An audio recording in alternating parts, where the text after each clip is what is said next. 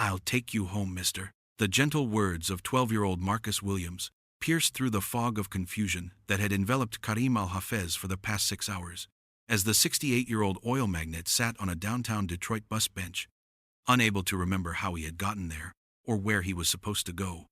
For 347 minutes, countless pedestrians had walked past the disheveled figure in an expensive but wrinkled suit, their eyes sliding over him as if he were invisible, another homeless person, to be ignored and avoided, in a city where such sights were unfortunately common. But Marcus saw something that everyone else had missed: the confusion and fear in the eyes of a man who was clearly lost and possibly in medical distress, and the quality of his clothing that suggested he didn't belong on the streets. Karim looked up at the young African-American boy with gratitude that he couldn't fully express, his mind struggling to process basic information that should have been automatic.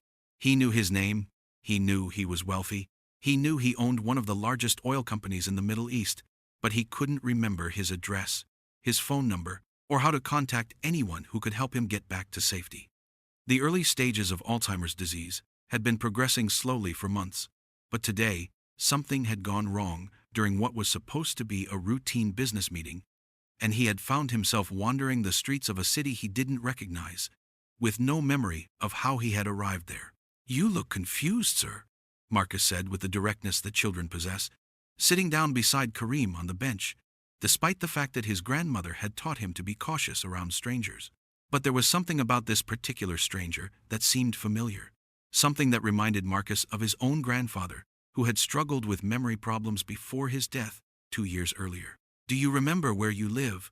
Do you remember your family's phone number?"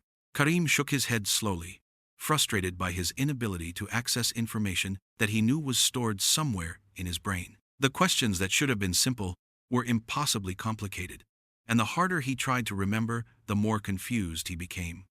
"I know I'm important," he said with the remnants of authority that had once commanded boardrooms and international negotiations.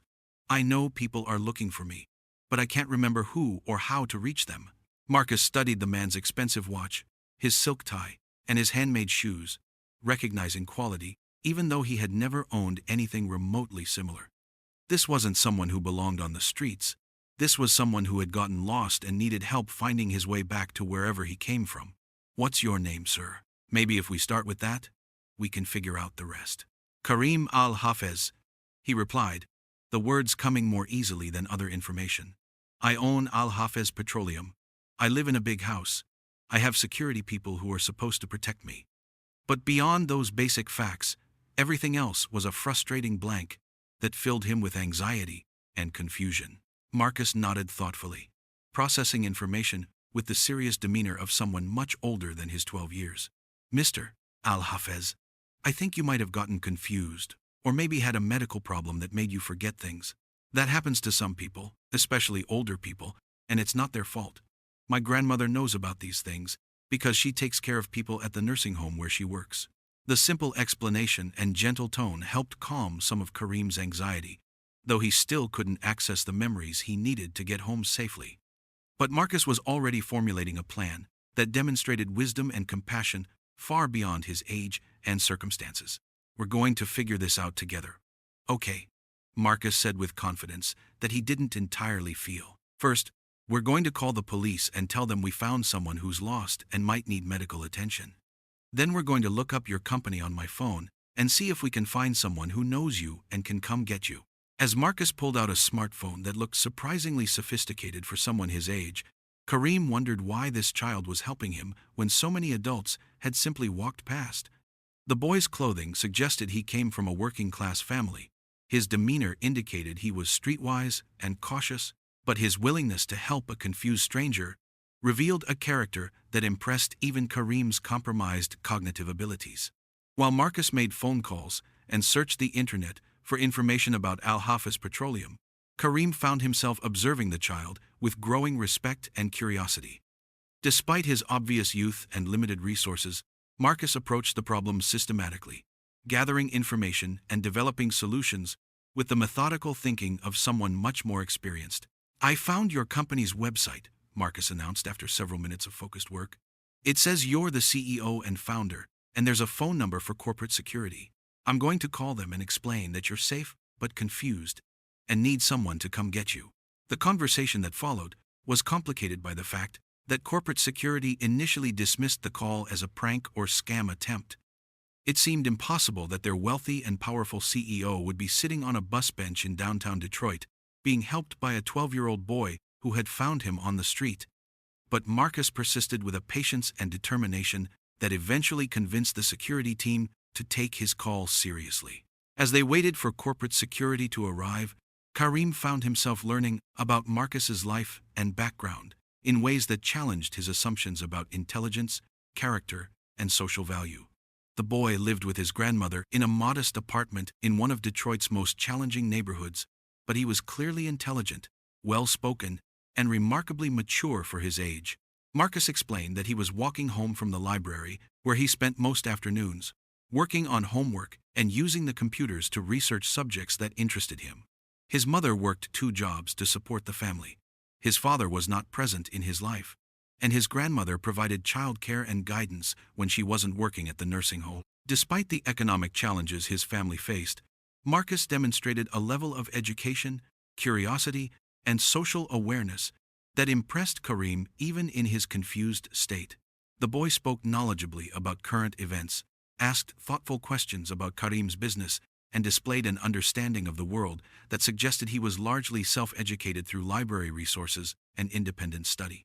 When Karim asked why Marcus had stopped to help him when so many others had simply walked past, the boy's answer revealed wisdom that challenged Karim's fundamental assumptions about human nature and social responsibility.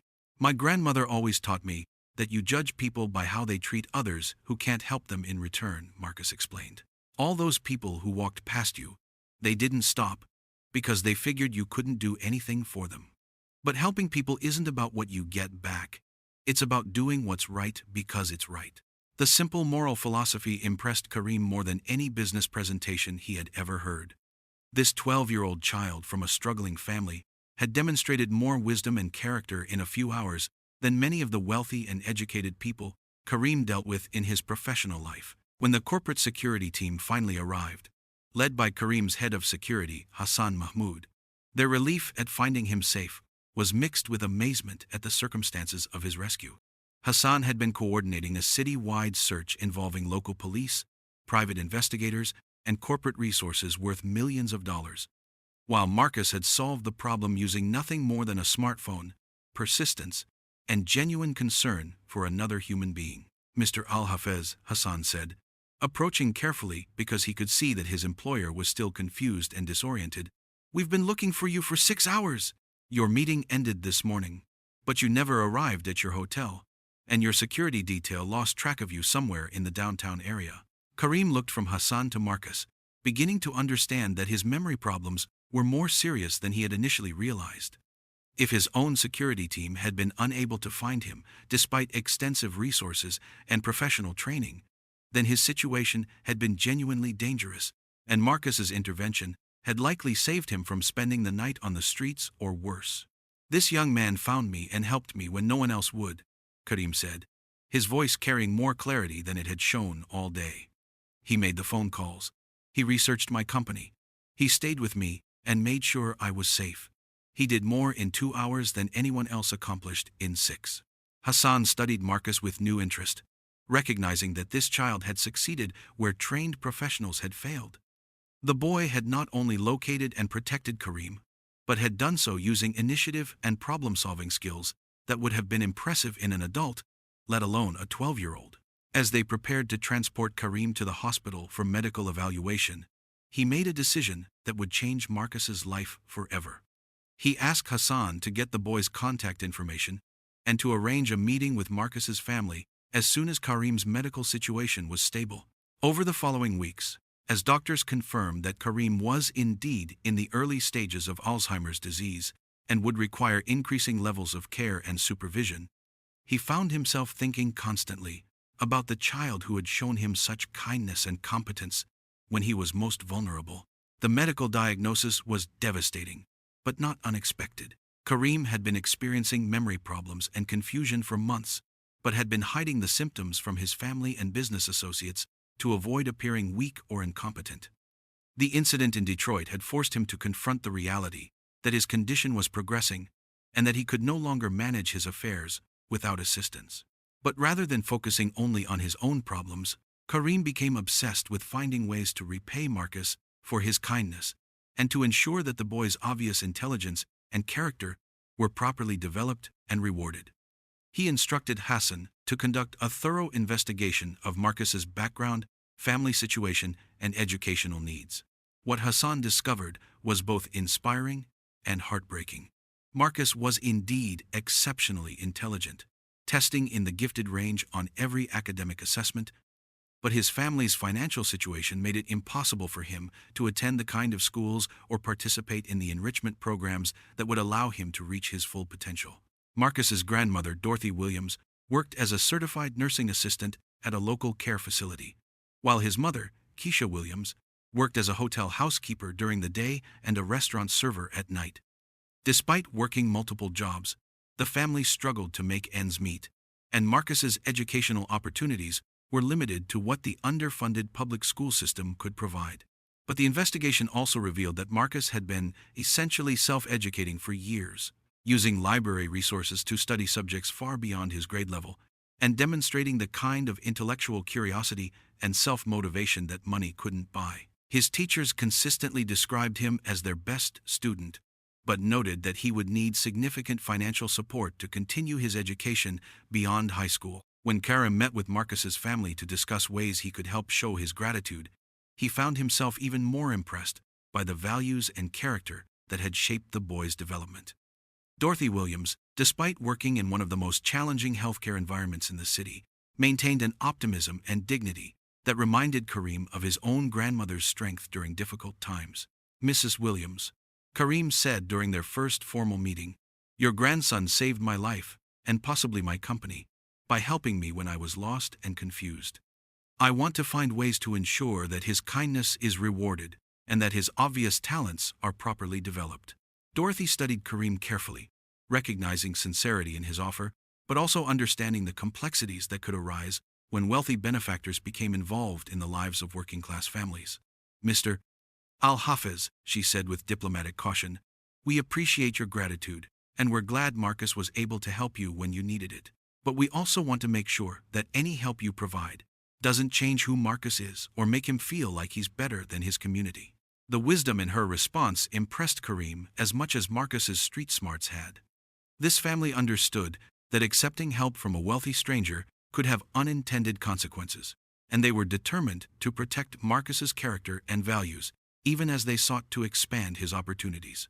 Over the following months, as Karim's condition continued to deteriorate, and he began the process of transferring control of his business empire to trusted managers, he developed a comprehensive plan for supporting Marcus's education and development without disrupting the family relationships and community connections that had shaped the boy's exceptional character. The first step was understanding exactly what Marcus needed to reach his full potential.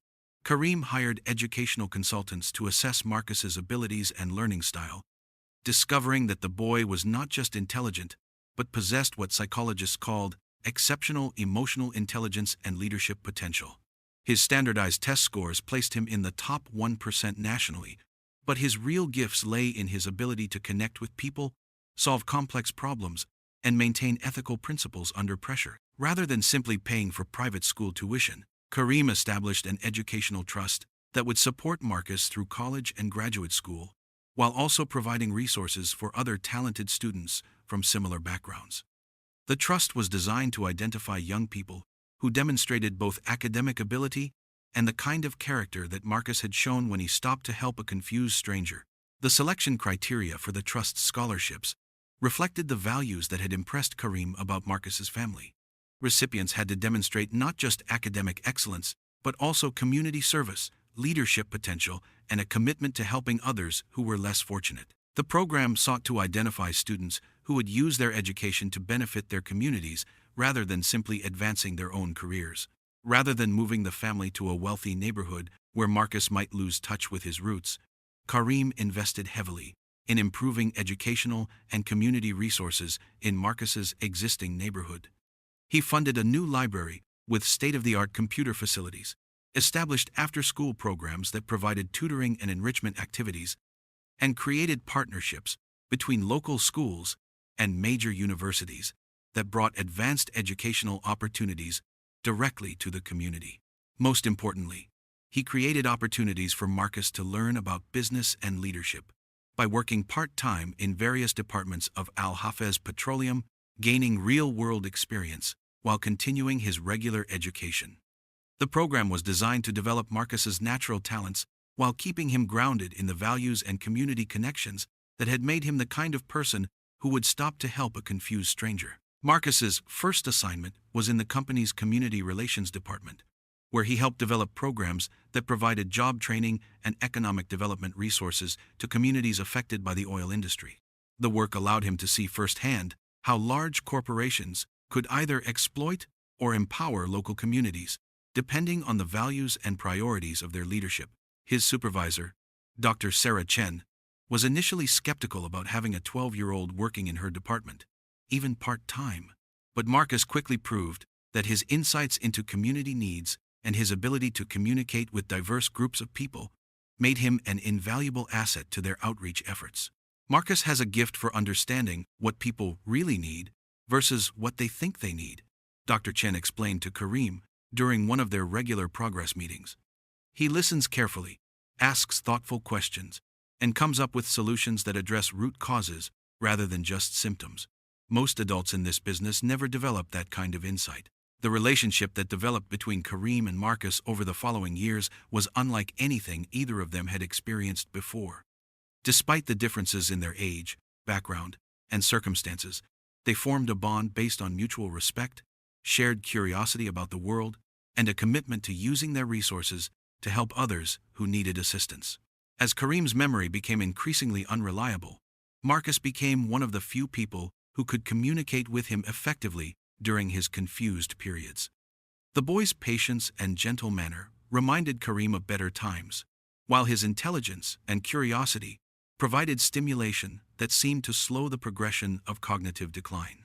Their weekly meetings became legendary within Al Hafez Petroleum, as employees would observe a 12-year-old boy conducting serious business discussions with one of the world's most successful entrepreneurs.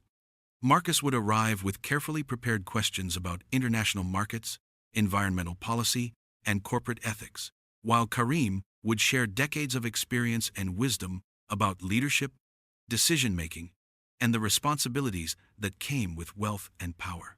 But the conversations that meant the most to both of them were the ones that took place away from the corporate environment, when Karim would visit Marcus's neighborhood and see firsthand how the boy's family and community had shaped his character. These visits challenged Karim's assumptions about poverty, education, and social mobility in ways that transformed his understanding of his own responsibilities as a wealthy individual.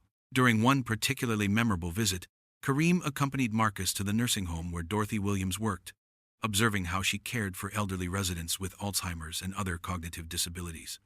The experience gave him insight into what his own future would likely look like, but also showed him the dignity and compassion that characterized quality care for vulnerable populations. Mrs. Williams, Karim said, after observing Dorothy's work for several hours, "You demonstrate more wisdom and skill in caring for people with my condition than most of the expensive specialists I've consulted. Your approach focuses on preserving dignity and finding moments of connection, rather than just managing symptoms." Dorothy smiled at the compliment, but her response reflected the same practical wisdom that had shaped Marcus's character. Mr. Al Hafez, caring for people isn't about having fancy degrees or expensive equipment. It's about seeing each person as valuable and deserving of respect, regardless of what they can or can't do for themselves. That's something you can't learn in school, you have to learn it from life. The conversation reinforced Karim's growing understanding that intelligence, wisdom, and character were distributed throughout society in ways that had nothing to do with wealth or formal education. Marcus's family had demonstrated qualities that were rare among the wealthy and powerful people Karim normally associated with. Qualities that money couldn't buy and schools couldn't teach.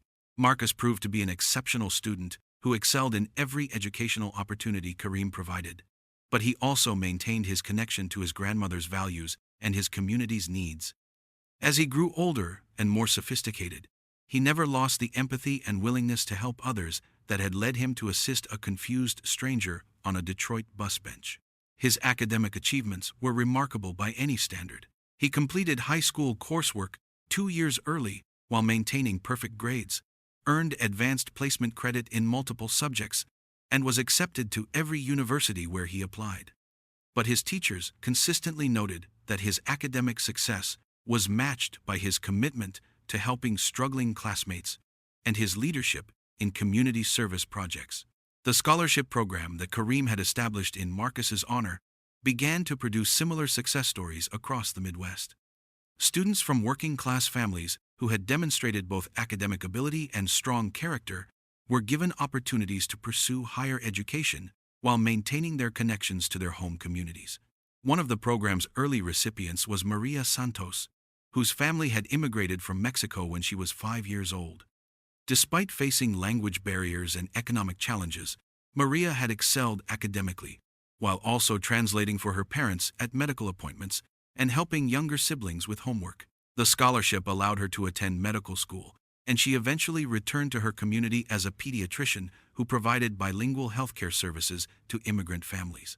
Another recipient was James Thompson, an African-American student from rural Mississippi whose family had lost their farm during an economic downturn.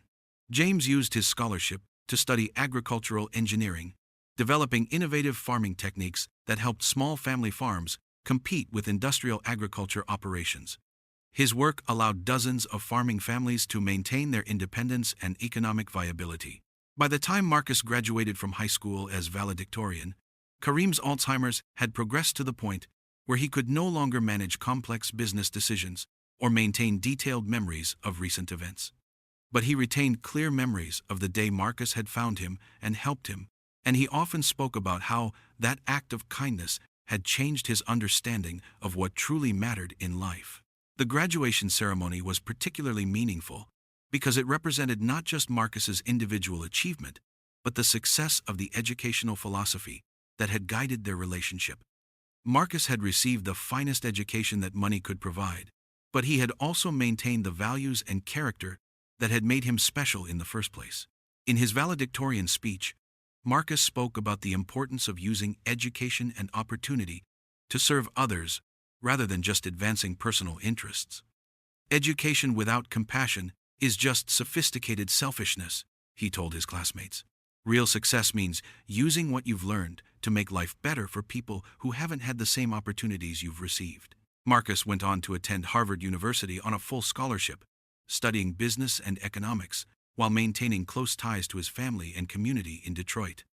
During summer breaks, he worked at Al Hafez Petroleum, learning about international business, while also developing programs to support education and economic development in underserved communities.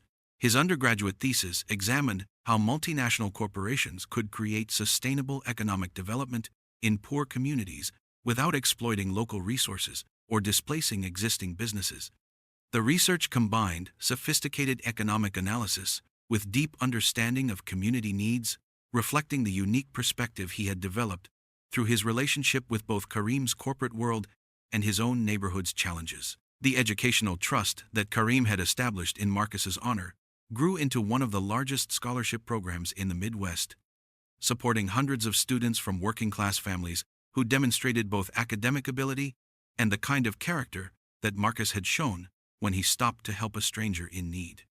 The program's success rate was remarkable, with over 90% of recipients completing their college degrees and returning to serve their communities in various professional capacities. When Karim Al Hafez died peacefully in his sleep at age 73, Marcus was at his bedside, holding the hand of the man who had become a second grandfather to him. In his eulogy, Marcus spoke about how a chance encounter on a Detroit street had taught both of them that wisdom, kindness, and leadership could be found in the most unexpected places.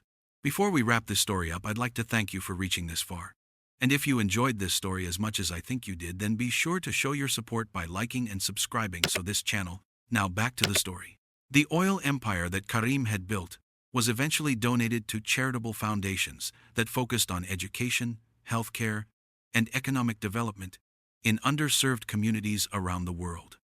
Marcus, who had earned graduate degrees in business and law, became the director of the largest of these foundations, using his education and experience to continue the work that had begun with a simple act of kindness on a bus bench.